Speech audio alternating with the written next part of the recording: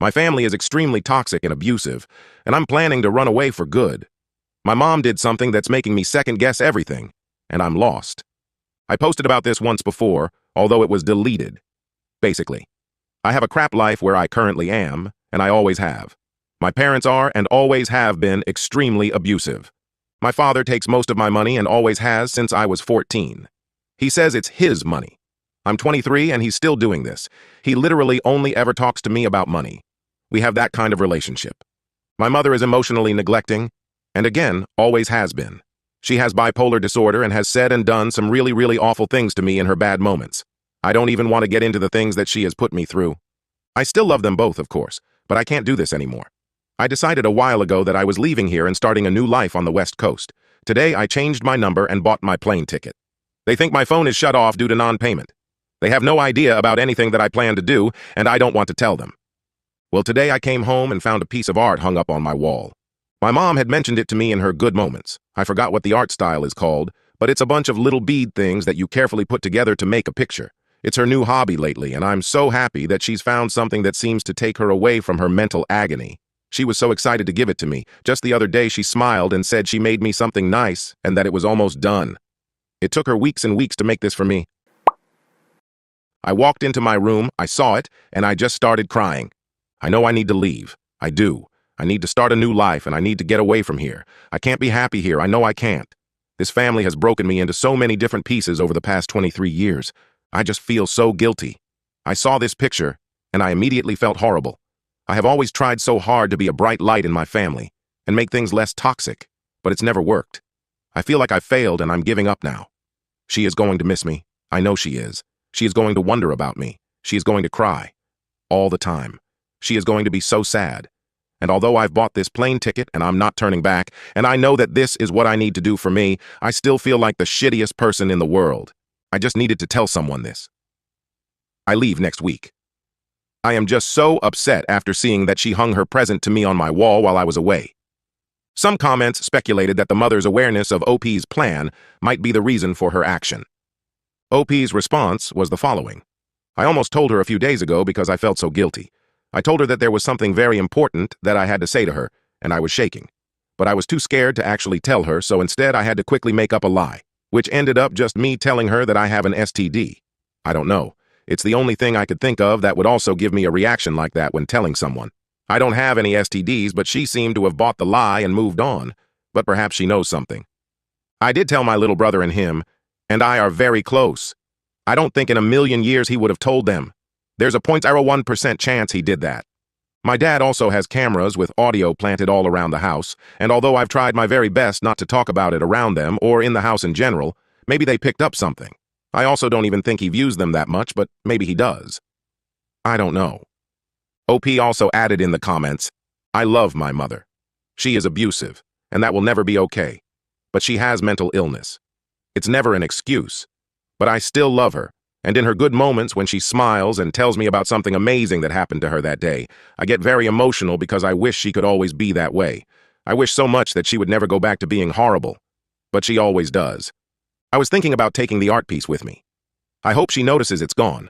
I hope that will tell her how much I appreciate her in her good moments, and that when she does do something nice for me, which is and always has been very rare, I hope she will see that it means the absolute world to me, and I never want to let go of those memories. My parents are getting old and have a lot of health issues, especially my mom. I would be so heartbroken if something happened to her a week after I left, and she thought I didn't love her. I would never forgive myself. I'm getting emotional thinking about this, and I think I'm being dramatic. But I don't know. This is what worries me when I think about my mom.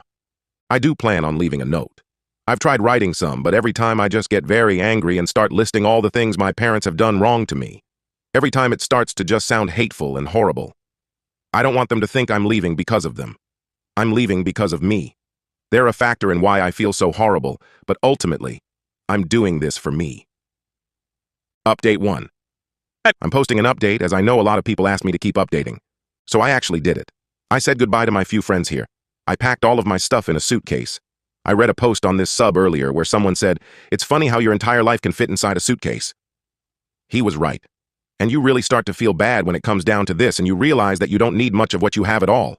I was scared that the things I loved most wouldn't all fit in my suitcase. I ended up having space left over. Most of us live very selfishly. My little brother drove me here to the airport. I love him, I hugged him and told him that I loved him, and I gave him my car as he needed one for work, and he's never had much either. My parents only really love my older brother, their firstborn. I told him that if our parents ask, to tell them that I asked him to take me to the airport, and I just gave him my car keys and left. He knows everything, but they don't need to know that. I also gave him my fish, which oddly I already miss them. It's really weird how taking care of even the smallest of creatures can make you feel so special. That helped a lot with my depression. I didn't tell my parents anything. They don't know anything. The last thing that my father said to me was, "You need to cut the front yard," and he walked away. I don't even remember the last thing that my mother said to me. I left them a note that said that I'm safe, I'm gonna be okay, but I had to leave. I told them I would reach out when I was ready, if ever. I told them that I'll always love them, for they are my parents and they gave me life. I wonder how they're going to react when they see the note. I imagine my father will be furious as he can't coerce me into giving him all of my money anymore. My mother is just going to use it to get pity because her life is such a tragedy. At least according to her book of faces. Perhaps they should have treated me better, as I'm the best son they could have ever asked for. I'm kind, I'm empathetic, I'm ambitious, and I am full of love. But even I have my breaking point, and I'm going to find new people to give my love. People who will appreciate it. So anyways, yeah. I did it. I packed a suitcase that is my life. I grabbed the bracelet that my old friend who passed away gave me and put it around my wrist. I put on my favorite pair of beat-up boots and cuffed my jeans, and I left. I'll be so far away in 12 hours. They won't ever be able to hurt me again. I randomly ran into my ex-boyfriend here at the airport just a few minutes ago. We didn't end things well when we broke up 2 years ago, coincidentally. It ended because he told me I was being ridiculous for rebelling against my parents' abuse, and that I should be grateful to them for even being alive. He was in a rush, but he smiled and asked how I was doing, and he proposed that we should catch up when I got back from wherever I was going. I smiled at him, I told him I was doing well, and I said, "I'll let you know when I get back." I feel very whole right now, for the first time in my life. Edit.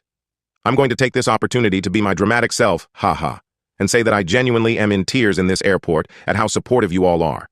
I cannot believe I just recently discovered Reddit. I was truly missing out. Also, as an update, it's 10:19 a.m., and I am in NYC at the airport here. My flight was delayed, but finally it took me from my home to here. In an hour, I'm boarding my flight to take me to my new home in California. Edit 2. I'm moving to Los Angeles. My parents don't know yet, but will definitely update when they find out. My brother and I are in close communication about this. I do have somewhere to stay when I get there. No job yet, but that'll be easy. I just wanted to answer some questions that I was getting a lot. I was married when I was younger and we moved away. Got divorced 2 years and a few months ago. I never thought I would have to explain and justify 23 years of abuse because 1 or 2 assholes on here wanted to call me a liar. Can't imagine being that hateful to a stranger. Thank you, though, to everyone else that is supportive. Final update. I have arrived in LA at 2:47 p.m. The air here is amazing. I feel completely renewed and I've been here for 10 minutes. It's so beautiful. Anyways, I'm gonna drop my stuff off and take a hike with my best friend. Thanks for listening. Until next time, OP made one last comment. I'm sure this is going to be lost in the comments or whatever, but it was really sweet to see everyone's responses and compassion for my stories. Yes, definitely post pictures of my butthole sometimes, but other than that, I think I live a pretty normal life now, LOL. Sorry, I thought I deleted them? Haha. Los Angeles was really fucking hard. I mean, I just couldn't after some point, you know? I tried for a long time to make it happen. But it's a dangerous place, especially for someone who was as weak as I was at that time. I did what I had to survive, and it was not always pretty. I think I started realizing that I wasn't living. Just, I don't know, surviving. I was always in survival mode.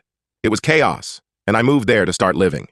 Not just keep surviving. Anyways, I ended up moving back closest to my family. There have been ups and downs, but I am mostly in a healthy place with where I am with them. I might say a small hi in text every couple of months, whatever, but the thing is that I feel comfortable with the space that I have put in between us. I never felt that way before. I felt I was trapped in that life. You never really are, you know. I got an associate degree in cybersecurity, got on and then off of drugs, and now I am pursuing my bachelor's in computer science. Yes, it kind of happened just like that. That abruptly, that jarringly. I live with myself and my dog, Willow. She's about 2 years old now. I rescued her from an organization that found her plus her siblings on the side of the road in a cardboard box. She is my very best friend because she has seen my ugliest moments, my worst moments, and my very best. I only wish that I could have taken her family with me. I hope she doesn't think about that. Maybe that's just my own guilt in my own life, but I want her to be loved. My brother did do that thing. I don't really want to touch much on that. Nobody believed me, and I have come to peace with it myself, I guess, as much as one can. I don't know, that was just bizarre. A few weeks ago, I was diagnosed with DID. I haven't really told anyone. I don't think it makes me much different. I still feel, I don't know, like a human. Sometimes, though, it does feel like I have moments where I go away. I don't notice it at all while it's happening. Only afterward I realize that I just lost like 2 hours of time, and I have no idea what happened. It's always been that way. I thought this was normal. It isn't, obviously, but I don't know. My therapist and I are working on it, and other things, and I am becoming happier. I thought that this would happen in a day or a week, that I would just be happy, by changing small or sometimes big aspects of my life. It takes a long time. I am better, though, most of the time, and that's better than it was before, so I am grateful for that. I hope that one day, when and if I ever get to a place where I can help someone that was in my position like so many people did for me back then, I hope that I never forget what any of it felt like. I hope that I am as kind and generous as many of them were. My life has changed me in many ways, but I think I am so humbled, and I have seen a side of life that not everyone gets or wants to see. But it made me a better person. I think. I hope.